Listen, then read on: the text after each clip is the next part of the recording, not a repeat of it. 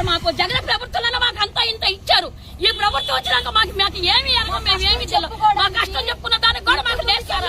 ఇంటి ముందు వెళ్ళిపోయినాను అంటుంది. ఏడైనా పోయి ఉండమ్మా, ఏడైనా గుర్తు చేసుకోండి, మాకు సంబంధం లేదు, మేము కట్టాం, మేము ఈవో అని అంటున్నాం. ఏదో మేడం ఎంత ఇంత మేము ఈవో, మాకు సంబంధం లేదు అని అంటుంది సార్. ఎవరో చెప్పాలి ఓట్ల కోసం ఇంటింటికి వచ్చి అడిగింది సార్. ఆమె ఇంటింటికి వచ్చి ఓట్లు అడిగి వేయించుకొని ఈ రోజు గెలిచింది.